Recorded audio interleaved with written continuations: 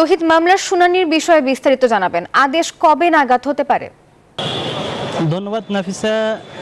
12টার দিকে মূলত এই মামলাটি দায়ের করেন একজন ব্যবসায়ী শাতিল। তিনি মূলত মামলা দায়েরের প্রেক্ষাপটে যেটা বলেছেন যে এই পঞ্চগড়ে একজন দরিদ্র রিক্সা চালকের ছেলে মূলত ব্যবসা করতেন, মুদি দোকানে ছিলেন বসিল এলাকাতে, তাকে পুলিশ গুলি করে হত্যা করে। সেই মামলা 7 জনকে আসামি করা হয়েছে, প্রধানমন্ত্রী সহ অন্যদেরকে।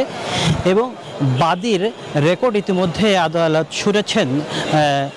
চিফ মেট্রোপলিটন ম্যাজিস্ট্রেট আদালতের বিচারক তিনি তার বক্তব্য শুনেছেন, আসামি জবানবন্দি রেকর্ড করেছেন এবং আইনজীবীর বাদীপক্ষের আইনজীবীর বক্তব্য তিনি শুনেছেন। কি কারণে তারা মামলা করছেন তার বিস্তারিত আদালত শুনেছেন।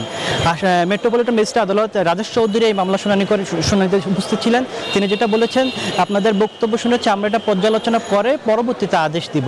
অর্থাৎ আদেশটি আজকে হওয়ার সম্ভাবনা রয়েছে বা একটু পরেই দিবে বলে এমনটা জানিয়েছেন আসামিপক্ষের আইনজীবীরা। তারা বলছেন সাধারণত এই ধরনের মামলা হলে আদালত হয় একদিকে মামলাটি খারিজ করতে পারে, অন্যদিকে হয়তো মামলাটি গ্রহণ করে কোনো একটা আইন শৃঙ্খলা রক্ষাকারী বাহিনীর কোনো দপ্তরকে এই মামলা তদন্ত ভার দিয়ে থাকতে পারে। তো সে পর্যন্ত আসলে অপেক্ষা করতে হবে কোন দপ্তরের কাছে বা কাদের কাছে এই মামলাটা হস্তান্তর করেন কিংবা খারিজ করে দেন, সেটার জন্য আসলে আদালতের আদেশের দিকে আমাদেরকে খেয়াল রাখতে হবে।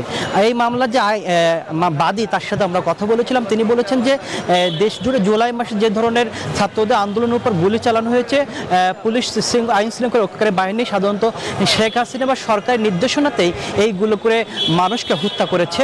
তো কোনো মানুষ এখনও নানা কারণে নানা ভীতির কারণে হয়তো সামনে এগিয়ে এসে মামলা করার সাহস পায়নি। তিনি প্রথম এসেছেন, তার দেখা দেখি যারা অন্যরাও চলে আসে। একই সাথে যে হত্যাকাণ্ডগুলো ঘটেছে জুলাই মাস জুড়ে সাধারণ শিক্ষার্থীদের উপর, ছাত্র জনতার উপর গুলি চালিয়ে হত্যাগুলো করা হয়েছে, সেই প্রত্যেকটা হত্যা যেন বিচার হয়, সেই কারণে তিনি কিন্তু আদালতের দ্বারস্থ হয়েছেন।